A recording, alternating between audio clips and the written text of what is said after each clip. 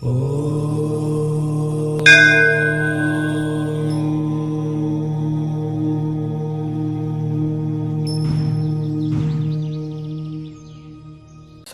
నేను మీ విశ్వకర్మ వాస్తు YouTube channel స్వాగతం. ఒకే వరుసలో 3 ద్వారాలు ఉండొచ్చా అనేది ఒక సందేహం ఒకరు కామెంట్ పెట్టారు. అంటే ఇది వాస్తు శాస్త్రం, ఇదే సంఖ్యాశాస్త్రం కాదు, న్యూమరాలజీ కాదు. ఇది వాస్తు శాస్త్రంలో ఆడ్ ఈవెన్ అంటూ ఏం లేదు. ఉచ్చస్థానంలో ద్వారాలు ఉండాలి, మధ్యలో ఉండాలి, గుమ్మాలు కరెక్ట్గా పెట్టుకోవాలి. గుమ్మాల్లో ఏమి ఎదురుగా మూలలు పడకూడదు, స్తంభాలు పడకూడదు. దానివల్ల కొన్ని దోషాలు ఉంటాయి. బయటి ద్వారాలకి గడపలు ఉండాలి. ద్వారాల హైట్ ఇలా ఉండాలి. లోపల ద్వారం ఇలా దానికి తక్కువ ఉండాలి. తూర్పులో ఉన్న ద్వారం హైట్ తక్కువ ఉండాలి. పశ్చిమంలో ఉన్న ద్వారం హైట్ ఎక్కువ ఉండాలి అనేది శాస్త్రం. కానీ వరుసగా 3 ద్వారాలు ఉండకూడదు అనేది తప్పు.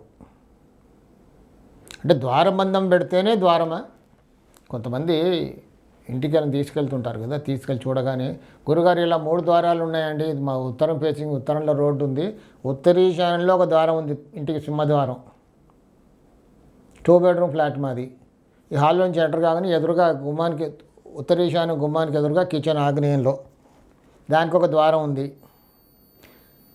కిచెన్లో నుంచి బయటకు దక్షిణంలోకి వెళ్ళడానికి దక్షిణ ఆగ్నేయంలో ఇంకొక ద్వారం ఉంది. 3 ద్వారాలు కదా, ఇలా ఉండొచ్చు ఆ వరుసలో. అలా ఉండకూడదు అంటున్నారండి. అందుకే మేము ఏం చేసామంటే కిచెన్కు ఉన్న ద్వారాన్ని, ఆ ద్వారబంధం ఉడబీకేసాం, తీసేసాం. అప్పుడు ఈ 2 ద్వారాలు అయ్యాయి. ఉత్తరేశాన్యంలో ఒక ద్వారం, దక్షిణాల్లో ఆగ్నేయంలో ఒక ద్వారం. అయినా మాకు ఇబ్బందులు లాపట్లేదండి ద్వారం తీసేసాం. కానీ అంటే నేను అడిగేది ఏంటంటే, ద్వారబంధం ఉంటేనే ద్వారమా? అక్కడ ఆర్చ్ వచ్చింది కదా, గుమ్మం తీసేశారు, చెక్కతో చేసింది. ఇప్పుడు అన్నీ కూడా విండోస్ కూడా అన్ని యూపీవీసీ విండోస్, చెక్కది కూడా రావట్లేదు ఇప్పుడు. ఒకప్పుడు అల్యూమినియం, ఇప్పుడు యూపీవీసీ విండోస్, యూపీవీసీ డోర్స్ కూడా వచ్చేసాయి. వాస్తులో ఏ చెక్కతో ఏ కలపతో ద్వారం చేస్తే బాగుంటుంది అనేది ఒక శాస్త్రం ఉంది. ఏ చెట్టు ఉండాలి, ఏ చెట్టు ఉండకూడదు అనేది కూడా వృక్షంలో శాస్త్రం ఉంది. ఇప్పుడు కాలానుగుణంగా మారిపోయింది కాబట్టి windows UPVC windows, sliding windows mosquito నెట్తో వస్తున్నాయి. డోర్స్ కూడా యూపీవీసీ డోర్స్ వస్తున్నాయి. ఇంకో మెయిన్ డోర్ మాత్రం పెడుతున్నారు, లోపల డోర్స్ అన్నీ కూడా ఫ్లష్ డోర్సే. మరి మెటీరియల్ ఈజ్ డిఫరెంట్. దానివల్ల ఎఫెక్ట్ ఉండదా అంటే ఉంటుంది. దాని ఇంపాక్ట్ మంచి పైన ఉంటుంది, ఎన్విరాన్మెంటల్గా తప్పకుండా ఉంటుంది. ఫ్లోరింగ్, మన ఇంట్లో వాడే మెటీరియల్ పైన ఎఫెక్ట్ మన పైన ఉంటుంది. కానీ అంత డీప్గా మనం ఇప్పుడు వెళ్ళట్లేదు. మనం ఇల్లు కట్టుకోవాలి, అన్నీ కన్వీనియంట్గా ఉండాలి.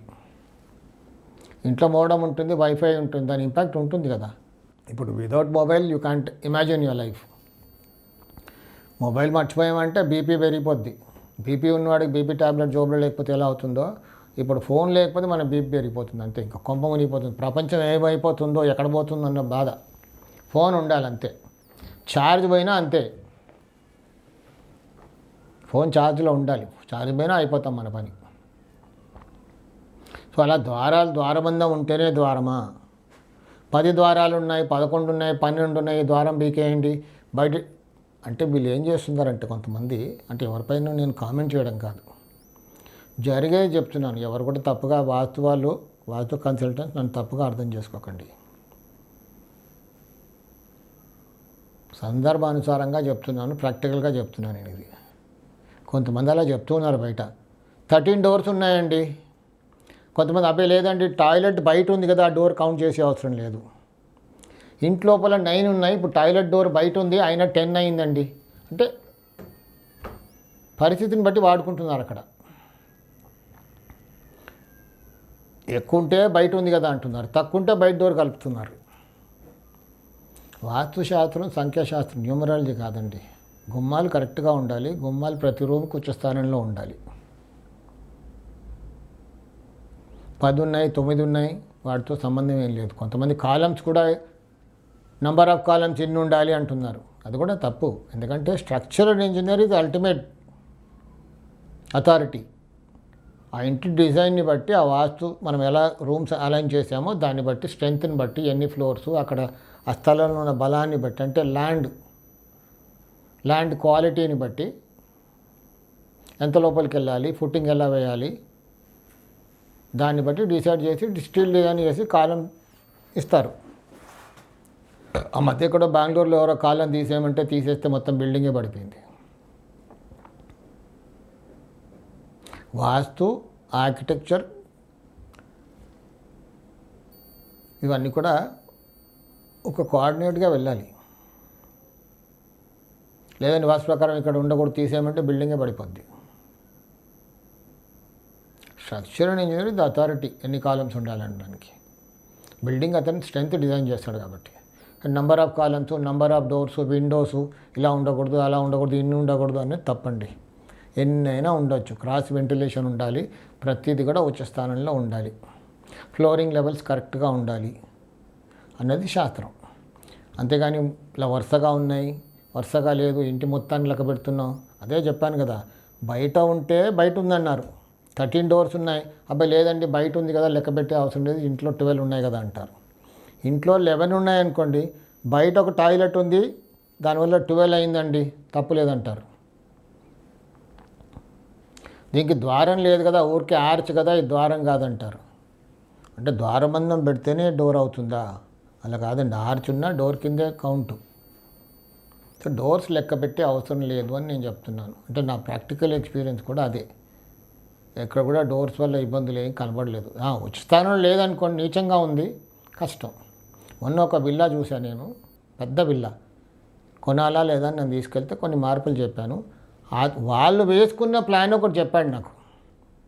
తూర్పు ఫేసింగ్ ఇల్లు అది విల్లా, పశ్చిమంలో ఒక డెక్ ఉంది, అక్కడ చిన్న పెద్ద glass window, glass door, sliding doors ఇస్తున్నారు కదా ఇప్పుడు డెక్లోకి రావడానికి.